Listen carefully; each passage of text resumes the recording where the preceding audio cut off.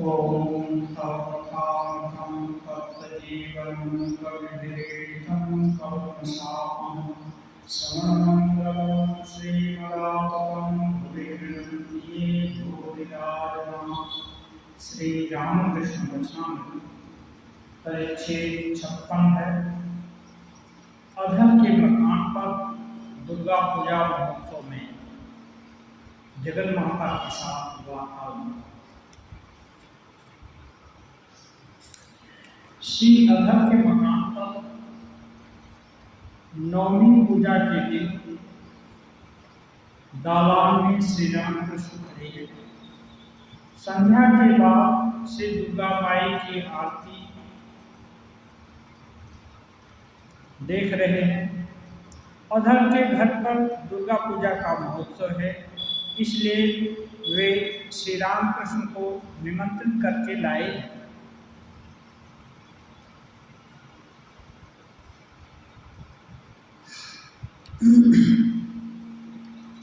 अधर से के यहाँ दुर्गा पूजा हो रही है। श्री रामकृष्ण देव उन लोग के आदर्श और गुरु के रूप में, इसलिए पूजा में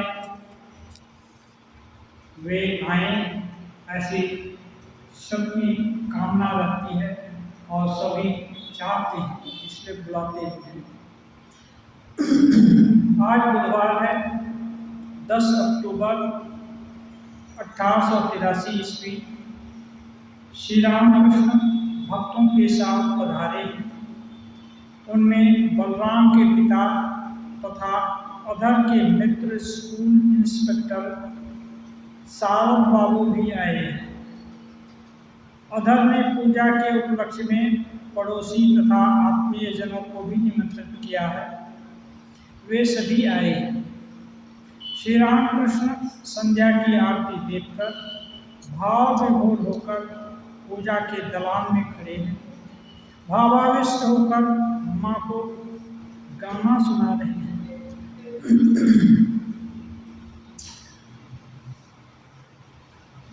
श्री रामकृष्ण देव जब पूजा देखते थे तो वो मूर्ति की पूजा नहीं, उसके भीतर जो डिवाइन शक्ति है, जो परम्परा शक्ति है, उनको देखते थे।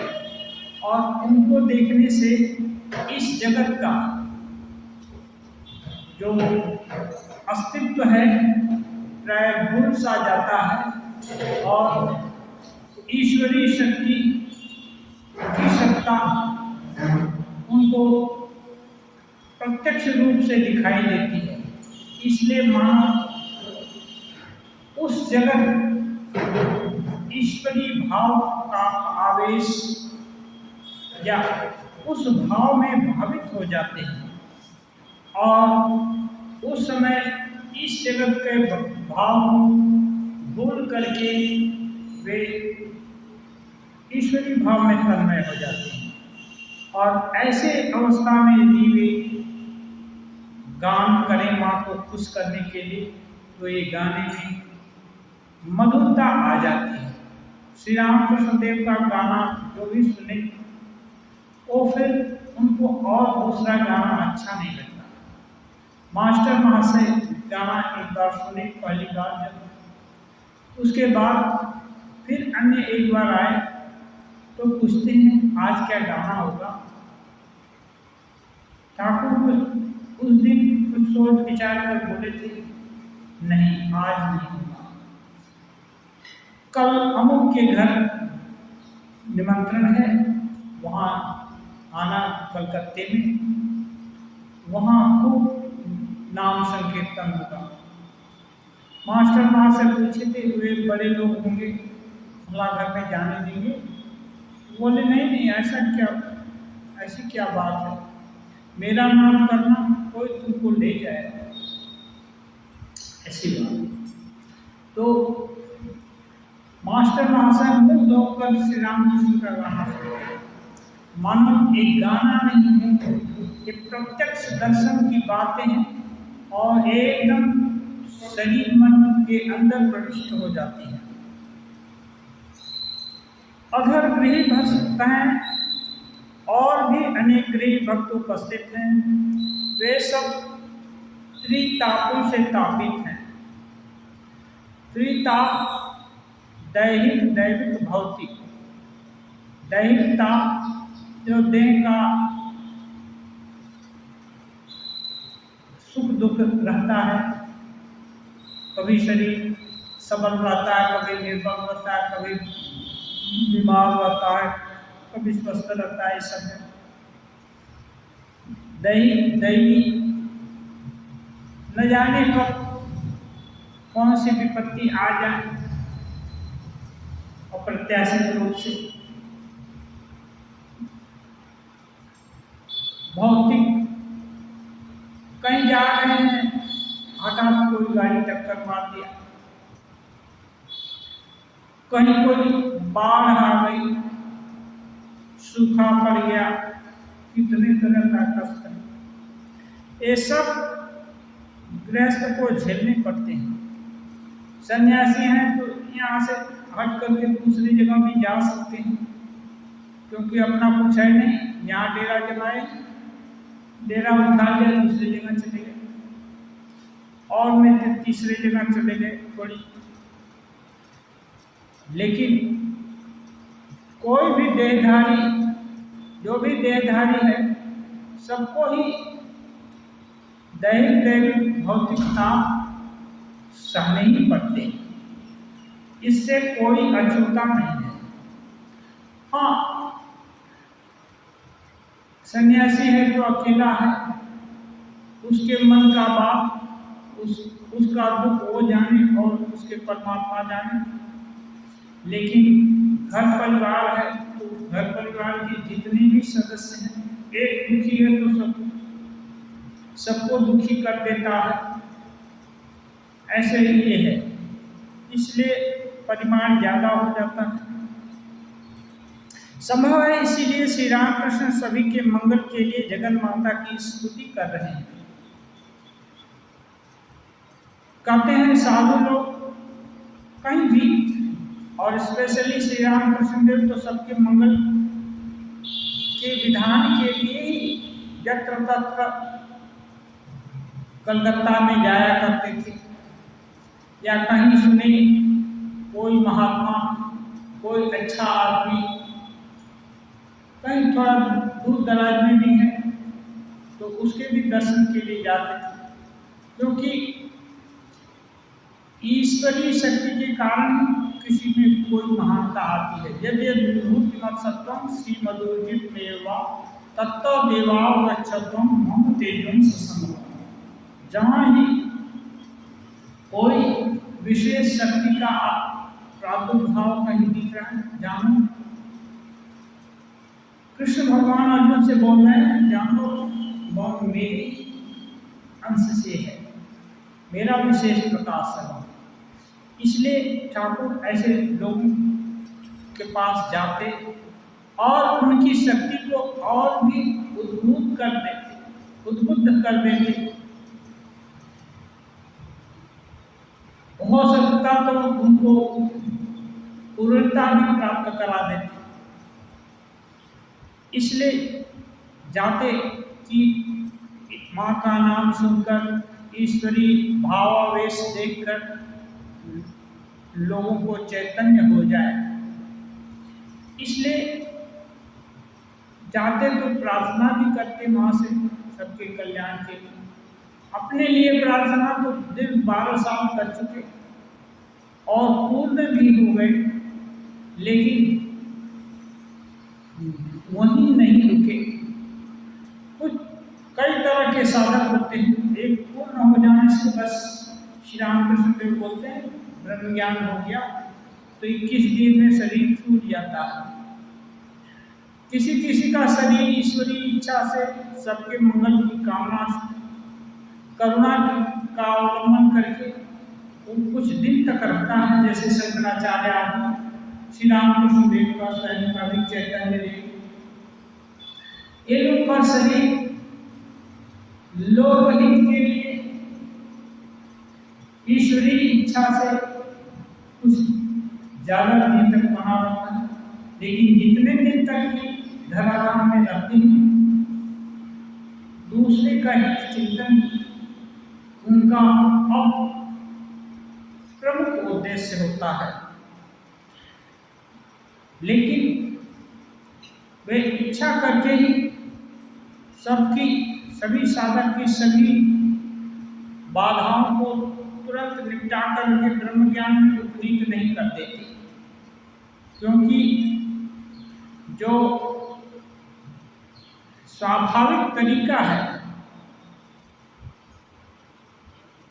संयम नियम का पालन करना, भजन करना, ध्यान करना, उपासना करना आदि, ये सब करके धीरे धीरे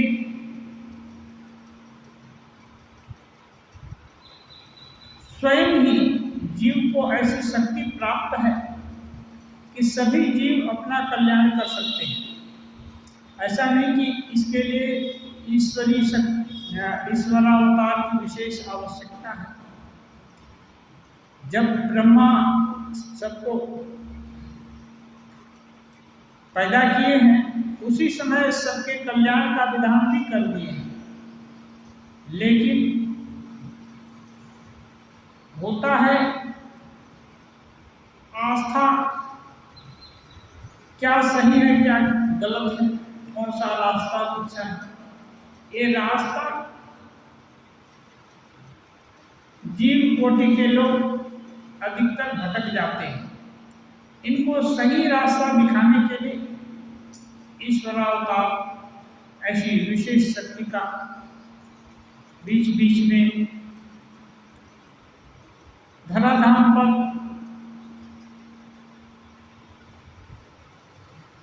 उनका प्रकटन होता है और वे ऐसा रास्ता दिखा जाते हैं साधन भजन का, ईश्वरी शक्ति का, कि उसके प्रभाव से हजारों साल तक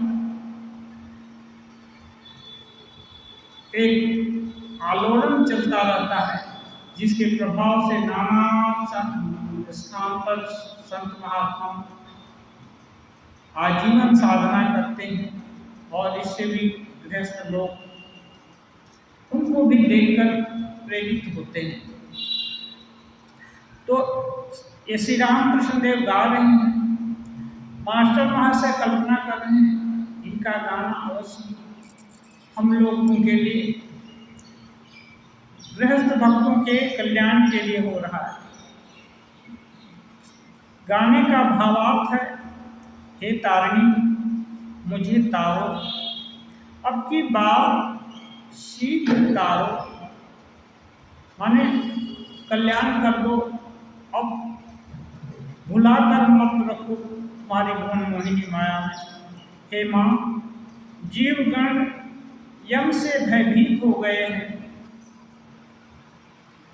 हे जगत जननी, संसार को पालने वाली, लोगों को मोहने वाली जगत जननी, तुमने यशोदा की कोख में जन्म लेकर हरि की लीला में सहायता की थी। तुमने वृंदावन में राधा बन ब्रजवल्लभ के साथ विहार किया, रास रचकर रसमयी तुमने रास लीला का प्रकाश किया। हे माँ, तुम गिरिजा हो, गोपतनया हो, गोपतनया माने वृषभानुनंदिनी, गोविंद की मन मोहिनी हो, तुम सद्गति देने वाली गंगा हो। हे गौरी, सारा विश्व तुम्हारा गुणगान गाता है। हे शिवे, हे सनातनी, सदानंदमयी सर्वस्वरूपिणी, हे निर्गुणे, हे सगुणे, हे सदा शिव की प्रिय, तुम्हारी महिमा को कौन जानता है। साधक प्रार्थना करते करते उस भाव में विभोर होकर माँ के प्रति जितने भी ये सब विशेषण आता है सब उड़ेल देते हैं।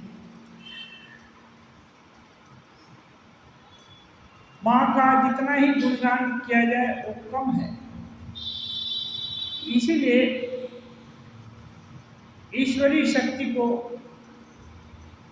श्री रामकृष्ण देव कहते हैं लिमिट करना, कम कर दिया, इतने तक ही शक्ति है माँ की, इससे बाहर और शक्ति नहीं दे सकती। यदि ऐसी धारणा किसी साधक की है तो उसके लिए वही काली उतनी ही शक्ति दे सकती है, उससे ज्यादा नहीं।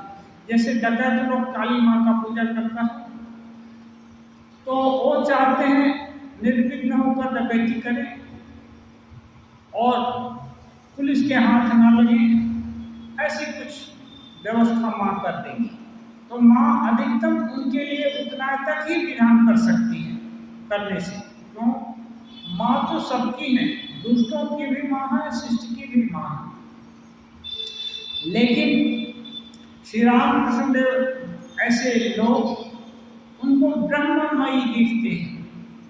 उच्च राम प्रसाद कमलाकांत उनको ब्रह्ममयी दिखते हैं, इसलिए उनके सामने उनके लिए वे ब्रह्म ज्ञान तक देने वाली है, ब्रह्म ज्ञान का दरवाजा खोल देने वाली है।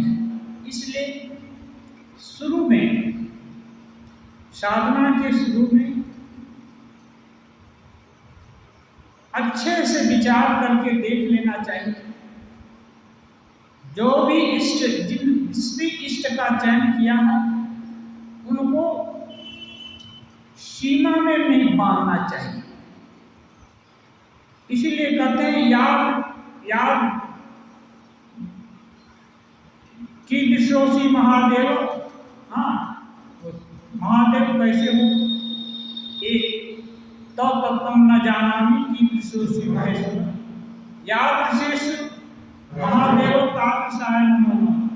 जैसे ही आप हो, आपका तत्व मैं नहीं जानता, आप जैसे हो वैसे ही मैं आपको बारंबार प्रणाम करता हूँ। ऐसे ही देवी के अर्थ में भी जो भी माते तुम जो भी हो, मैं तुम्हें पूर्ण रूप से जानना नहीं चाहता, मैं तुम्हारा होना चाहता हूँ। तुम जैसे भी हो मेरी प्रार्थना सुनो और मेरा मंगल विधान करो। तुमको मालूम है कैसे मंगल विधान होता है, मैं तो अबोध हूँ, झूठे अहंकारों से ग्रस्त हूँ। मेरी रक्षा के लिए तुम ही मेरा मंगल विधान करो।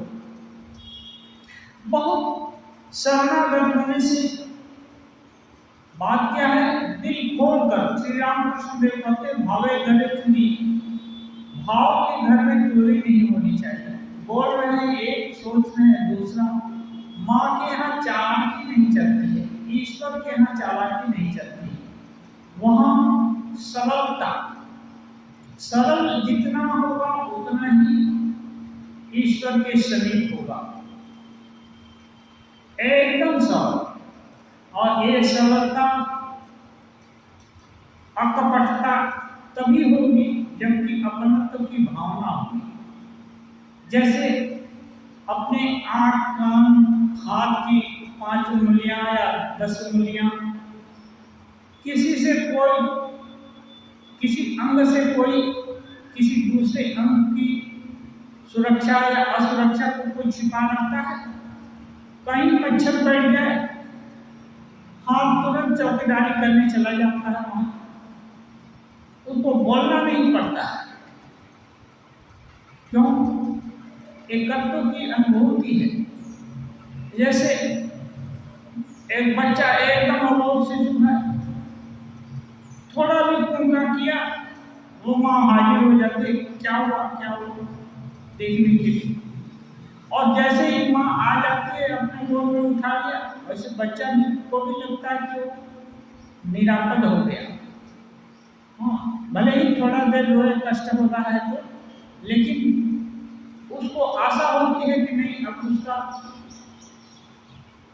कल्याण विधान हो जाएगा, क्योंकि माँ उसकी देख रेख के लिए आ गई, उसको संतोष हो जाता है।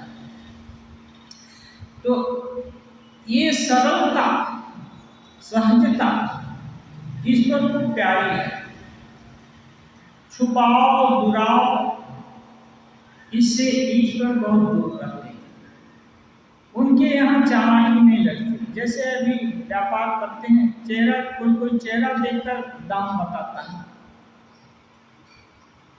और कोई ऐसे भी व्यापारी हम देखे हैं जो एक छोटा बच्चा, अबोध बच्चा भी जाए तो उसको भी उसी रेट से देगा, और एक बड़ा व्यापारी जाए तो सेम रेट से मिलेगा सामान।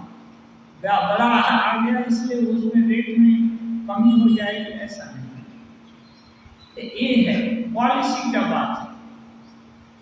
और ऐसे लोग ज्यादा मुनाफा नहीं रखते, एक औसत ढंग का मुनाफा रख दिया, जिसको कि बोल भी सकते हैं हम इतना मुनाफा लेते हैं, कोई दिक्कत नहीं।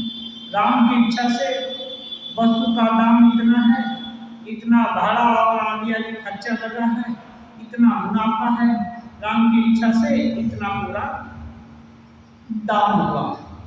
तो ये व्यापार में भी सत्य बोला जा सकता है, ऐसा नहीं कि नहीं बोला जा सकता। लेकिन जो भी हो, ईश्वर के यहाँ वो सब नहीं चलता है। जितना ही सरल हो, निष्कपट हो, पूरा खोल करके रख दिया, वही ईश्वर को प्यारा होना है। ईश्वर उसी को पसंद करते हैं। श्री रामकृष्ण अधर के मकान के दुमंजिले पर बैठक घर में बैठे हैं। कमरे में अनेक आमंत्रित व्यक्ति आए हैं। बलराम के पिता और सारद बाबू आदि पास में बैठे हैं। श्री रामकृष्ण अभी भी भाव विभोर है। भाव विभोर का मतलब जैसे यहाँ है, लेकिन याद किसी दूसरे की है, तो लोग सोच रहा है कि दूसरे भाव में है। यहाँ के लोगों को देख नहीं रहे हैं, वो पहचान नहीं रहे हैं दूसरे। तो ईश्वरी सत्ता जहाँ की एकदम प्रत्यक्ष रूप से दिख रही है, और वो सत्य से भी ज्यादा सत्य है, ये सब जागतिक सत्य से ज्यादा सत्य है। तो वो भाव आ जाने से ये जो करुणा के कारण सबके साथ रहते, ये सब छूट करके उधर चले जाते। तो इसको भाव मैंने ईश्वरी भाव में भी बोलो। भाव माने और कोई भाव, ईश्वरी भाव। आमंत्रित व्यक्तियों को संबोधित कर कह रहे हैं, मैंने भोजन कर लिया है, अब तुम लोग भी भोजन करो। आमंत्रित लोग कह रहे हैं, थोड़ा हौसला तो कह रहे हैं, मैं भोजन कर दिया, तुम लोग भी भोजन करो। अधर की पूजा और नैवेद्य को माँ ने ग्रहण किया है। क्या इसीलिए श्री रामकृष्ण जगत माता के आवेश में आकर कह रहे हैं? श्री रामकृष्ण देव एक्चुअली हुआ क्या, खाए नहीं है।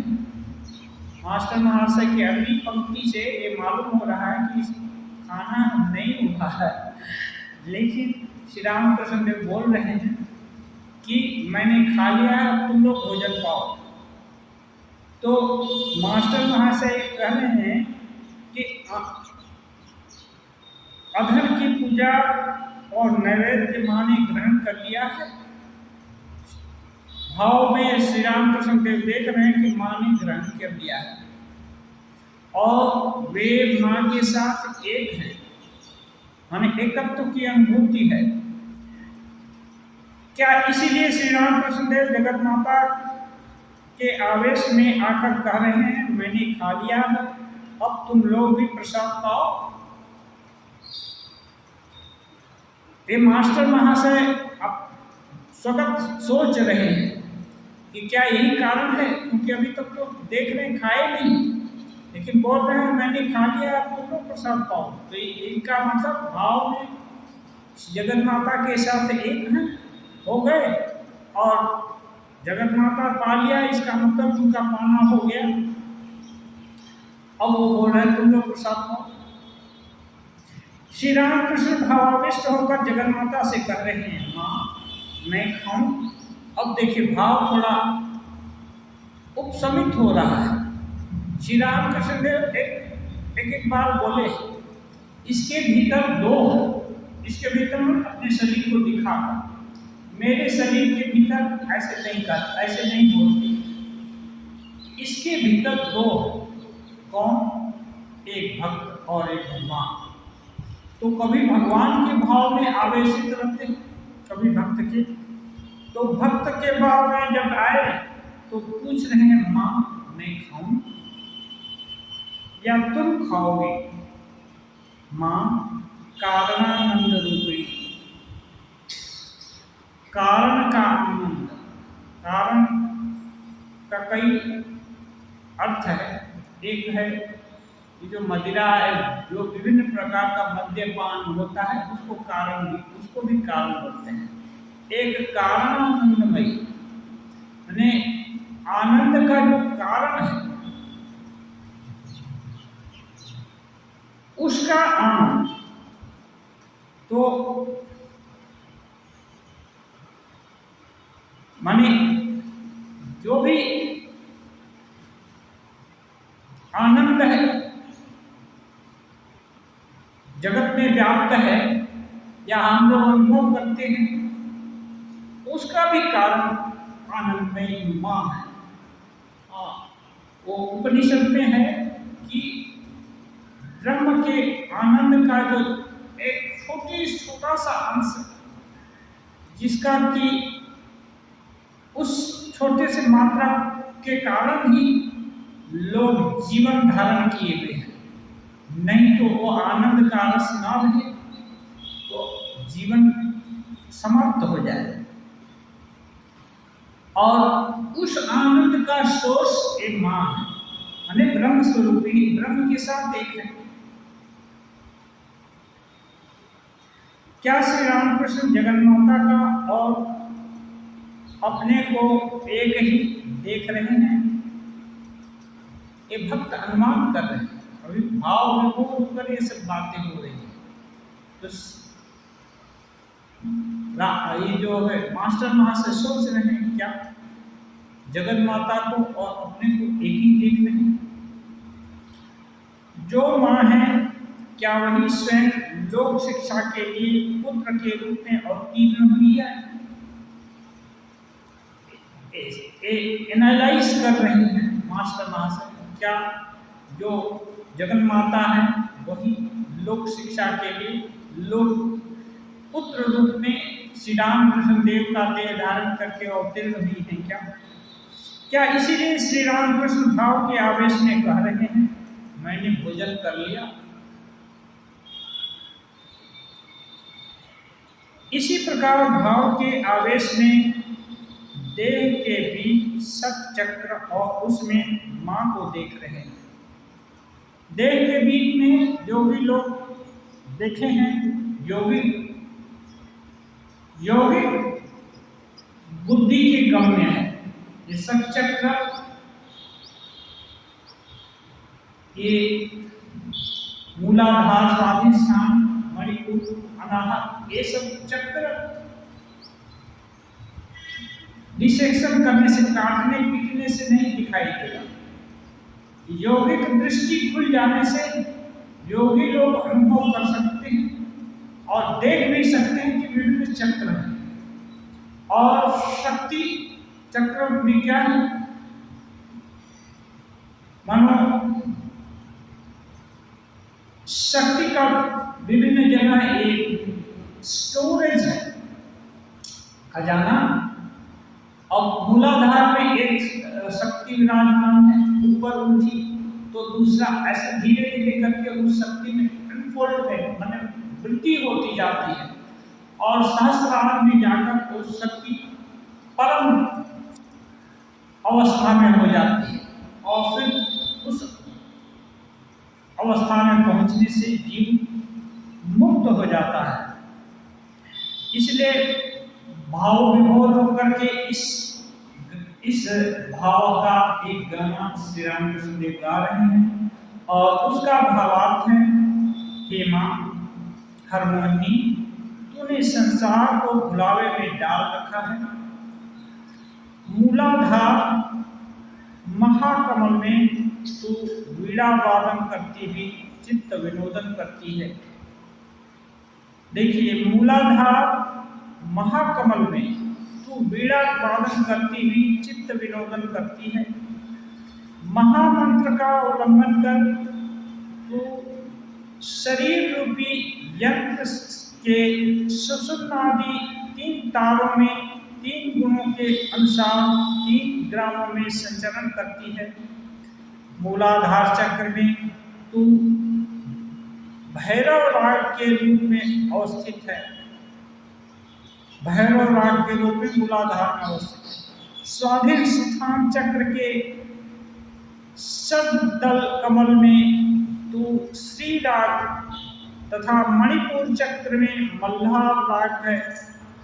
तू वसंत राग के रूप में हृदयस्थ अनाहत चक्र के में प्रकाशित होती है। तू विशुद्ध चक्र में हिंडोल तथा आज्ञा चक्र में कर्नाटक राग है। तान मान लय सुर के सहित तू मंद्र मध्यता इन 3 सप्तकों का भेदन करती है। हे महामाया, तूने मोह पास के द्वारा सबको अनायास बांध लिया है। तत्वाकाश में तू मानो स्थिर सौदामिनी की तरह विराजमान है। सौदामिनी माने वे बिजली। नंद कुमार कहता है कि तेरे तत्व का निश्चय नहीं किया जा सकता। 3 गुणों के द्वारा तूने जीव की दृष्टि को आच्छादित कर रखा है। सत्व रजतम, ये 3 गुणों के द्वारा जीव को आच्छादित कर रहा है। तो ये जो मूलाधार, स्वाधिष्ठान, मणिपुर, ये सब चक्र जो है, ये देखने के लिए नहीं है, ये केवल सुनने का है। और साधना की उच्चावस्था में भक्त लोग को भी दिखाई देता है। कुंडलिनी शक्ति जागृता होती है तो ठाकुर बोलते हैं भक्त लोगों की भी कुंडलिनी शक्ति जागृत होती है। क्या है? यम, नियम, आसन, प्राणायाम, प्रत्याहार, धारणा, ध्यान, समाधि, ये सब का ये जो अनुष्ठान करने से जो है, यम का प्रैक्टिस करेंगे, नियम का करेंगे, आसन, प्राणायाम, प्रत्याहार, धारणा, ध्यान, ये सब लगाएंगे तब समाधि की अवस्था जब धारणा वगैरह होती है, उसके बाद कुंडलिनी महाशक्ति जागृता होती है। और तब यदि योगी देखना चाहे तो उनको दिखता है कि कैसे कुंडलिनी शक्ति जागृत हो रही है। माने दृष्टि साफ हो जाने से जो कुछ भी निगूढ़ तत्व है सब कुछ दिखाई देगा। लेकिन माया का पर्दा है, अज्ञान का आवरण है, तो वो सब नहीं दिखाई देता। साधारण रूप से एक सुन कर रखने की बात है और इसमें मान लेना है कि ऐसा हो सकता है, क्योंकि ईश्वर के लिए कुछ भी असंभव नहीं है और ईश्वरी शक्ति ही जीव के रूप में है। तो अंतर क्या है? ईश्वर या अवतारी पुरुषों में अधिक मात्रा में व्यक्त है और हम जैसे साधारण पुरुषों में वो छुपा हुआ है, लेकिन तत्व तो है। तो फिर कैसे जागृत ये सब उसका उन्मेष कैसे होगा? तो उसके लिए विभिन्न तरह का साधना के द्वारा ये होता है। हाँ, और एक गाना है, माँ के गुण तत्वों को सोचते सोचते प्राणों पर आ बीती। अब साधक व्यथित होकर कह रहे हैं माँ के गूढ़ तत्व माने कठिन तत्व है जो कि साधारण बुद्धि के गम्य नहीं है। इनको सोचते सोचते मानो प्राण ही चले जाएं ऐसी आ गई, प्राणों पर आ बीती। जिसके नाम से काल भाव नष्ट होता है, जिसके चरणों के नीचे महाकाल है, उसका काला रूप क्यों हुआ? उसको काला रूप क्यों हुआ? काले रूप अनेक हैं, पर यह बड़ा आश्चर्यजनक काला रूप है, जिसे हृदय के बीच में रखने पर हृदय रूपी पद्म आलोकित हो जाता है। रूप में काली है, नाम में काली है, काले से भी अधिक काली है। जिसने इस रूप को देखा है वह मोहित हो गया है, उसे दूसरा रूप अच्छा नहीं लगता। प्रसाद आश्चर्य के साथ कहता है कि ऐसी लड़की कहाँ थी जिसे बिना देखे केवल कान से जिसका नाम सुनकर ही मन जाकर उससे लिप्त हो गया। ये नाम के महत्व को बता रहे हैं। जिसको नहीं देख करके उसका गुण सुन करके ही उससे जाकर उसके चरणों में मन मानो आसक्त हो गया, नियुक्त हो गया। तो और उसकी कल्पना करने से अन्य दूसरी चीज अच्छा ही नहीं लगता। श्री राम कृष्ण बोलते हैं काली, काला, काले का मतलब इसमें सभी रंगों का समावेश हो गया है और दूरत्व के कारण काला दिखाई देता है। जो हृदय को प्रकाशित करने की क्षमता रखती है वो भला काला कैसे हो सकता है? लेकिन काला इसीलिए है कि दूर है, पास में आने से कोई कालिमा नहीं है, वरन वो तो प्रकाश स्वरूप है।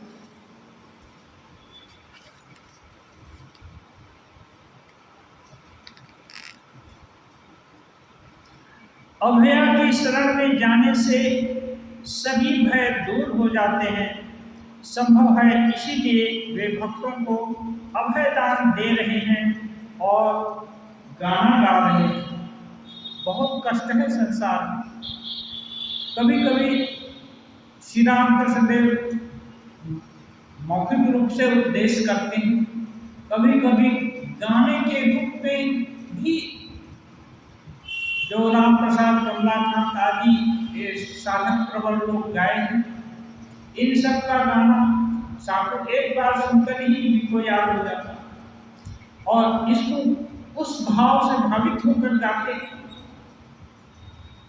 कोई कोई लड़के पाड़ा उधर के लड़के बोलते क्या राम, क्या माँ का गान गाता है, माँ का नाम करता है कि माए नाम करेंगे परमहंस प्राण पाषाण गले जाए, मन पत्थर भी पिघल जाए।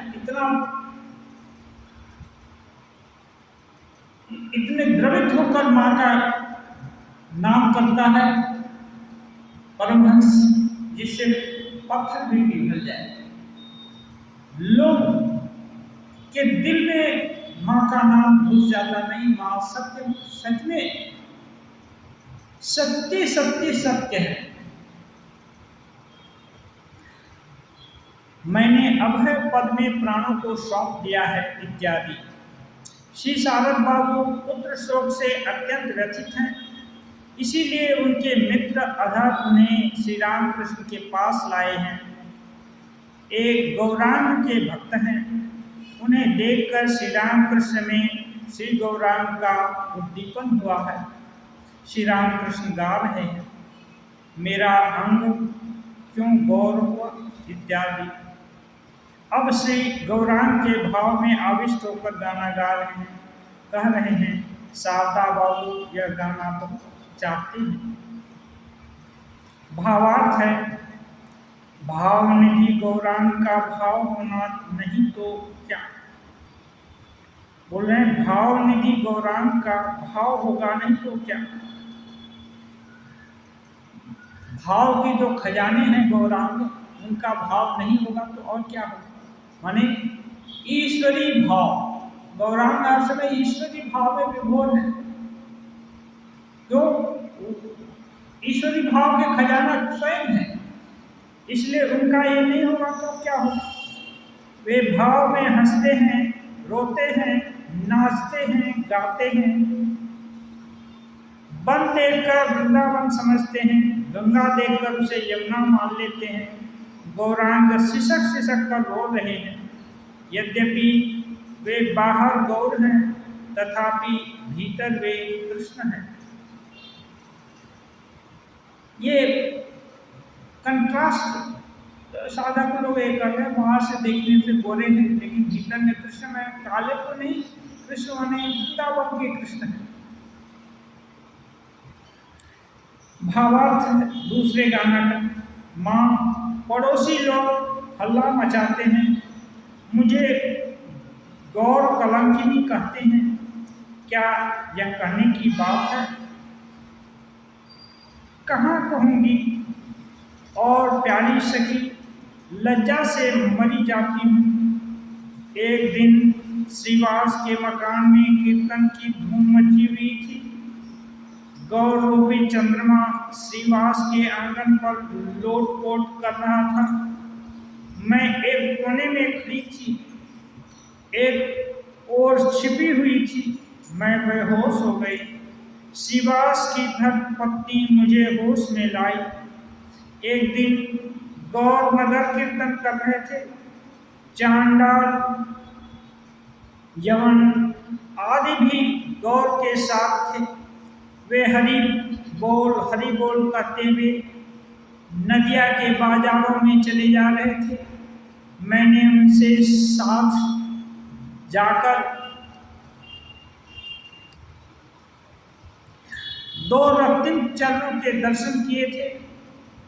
एक दिन गंगा तट पर गौरांग प्रभु खड़े थे, मानो चंद्र और सूर्य दोनों ही गौर के अंग में प्रकट हुए हों। गौर के रूप को देखकर शाक्त और शैव भूल गए। एकाएक मेरा घड़ा गिर पड़ा। दुष्ट ननदिया ने देख लिया था।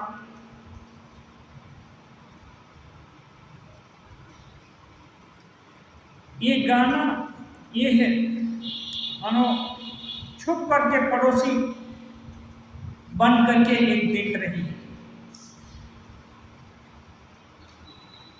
बलराम के पिता वैष्णव हैं, संभव है इसीलिए श्री रामकृष्ण गोपियों के दिव्य प्रेम का गाना गा रहे हैं। भावार्थ है, हे सखी, श्याम को पा न सकी तो फिर किस मुख से घर जाऊं। यदि श्याम मेरे सिर के केस होते तो हे सखी, मैं उसमें बकुल फूल पिरोकर यत्न के साथ बेड़ी बांध देती। श्याम यदि मेरे हाथ के कंगन होते तो सदा बाहों में लगे रहते। सखी, मैं कंगन हिला हिलाकर बाँ हिलाकर चली जाती। हे सखी, मैं श्याम रूपी कंगन को हाथ में पहनकर सड़कों पर से चली जाती। जिस समय श्याम अपनी बांसुरी बजाता है तो मैं यमुना में जल लेने आती हूँ। मैं भटकी हुई हरिणी की तरह इधर उधर ताकती रहती हूँ। सखी का ये भाव है। और जब बंसी बजाते हैं तो कृष्ण को देखने के बहाने मटकी लेकर के चली गई कि पानी ले आने जाने का इच्छा है कि कृष्ण को देखने की इच्छा है। विभिन्न तरह से साधक लोग जिस प्रकार से ईश्वर के जो भी उनका प्रियतम रूप है जो कृष्ण को मानते हैं कृष्ण रूप, जो तारा को मानते हैं, दुर्गा को मानते हैं, काली को मानते हैं, वो काली रूप, सब एक ही ईश्वरीय शक्ति के विभिन्न नाम है और उसमें किसी किसी गुण का विशेष भक्त लोग स्ट्रेस देते हैं। वैसे अद्वैत तत्व के रूप में कोई किसी में कोई अंतर नहीं है, लेकिन भक्तों की रुचि के लिए, जैसे राम कहते हैं भक्ति के आवेश से जो कहीं कहीं है ना पानी ही बन जाता है, ऐसे ही ब्रह्म तत्व है भक्त के लिए उस रूप उस गुण को धारण कर लेते हैं और उन रूप और उन गुणों में कोई दोष नहीं होता, दोष मुक्त रूप गुण धारण कर लेते हैं और उसी की कल्पना करके उसी का अवलंबन करके साधक दिनों दिन ईश्वर की तरफ अग्रसर हो सकते हैं, लगे रह सकते हैं, ईश्वर के साथ एकत्व की अनुभूति कर सकते हैं, क्योंकि परम तत्व तुरंत हृदय ग्राह्य नहीं हो सकता। इसलिए रूप आदि के माध्यम से, रूप गुण आदि के माध्यम से ये ईश्वर तत्व को समझना एक सहज हो जाता है। इसलिए कृष्ण हो या काली हो या दुर्गा हो या राम हो, जो कोई भी, उनका अवलंबन करके हम उनके निर्गुण तत्व तक जा सकते हैं। वो से इसलिए श्री रामकृष्ण देव कहते हैं भगवान की इति नहीं करनी चाहिए, वे सगुण हैं, साकार भी हैं भक्त के लिए। जो निराकारवादी हैं उनके लिए निराकार है और इसके भी अनंत पार है, क्योंकि मन बुद्धि से परे है। वे क्या क्या नहीं हो सकते इसकी कल्पना नहीं की जा सकती है। इसलिए ईश्वर के द्वारा सब कुछ संभव है। इसलिए ईश्वर की इति नहीं करनी चाहिए। जो भाव अच्छा लगता है उस भाव को पकड़कर आगे बढ़ने का कोशिश करना चाहिए। यदि कोई दूसरा साधक दूसरे भाव से भावित है, जो कोई कृष्ण भक्ति से भावित है, तो काली का पुजारी या काली का भक्त उनसे भक्ति की सीख ले सकता है। जो जैसे श्री कृष्ण भाव में विभोर है, वैसे मैं काली भाव में विभोर हूँ। तो ये ऐसे सीख सकते हैं। एक दूसरे का विरोध या अपना प्रभाव प्रचारित करने के बदले एक दूसरे का ये जो स्नेह, एक दूसरे का जो आकर्षण है, एक दूसरे का जो त्याग, वैराग्य, भक्ति, ये सब ग्रहण करने का चेष्टा, इस ग्रहण करने की चेष्टा करनी चाहिए। तब देखेंगे दिनों दिन उन्नति होती रहेगी। इसीलिए श्री रामकृष्ण देव जितने भी प्रकार के साधक उनके आसपास जाते थे, सबके लिए ही कुछ न कुछ खुराक दे देते थे। इसलिए कोई संकीर्णता नहीं रखते थे। एक भाव के से श्री रामकृष्ण देव कभी भी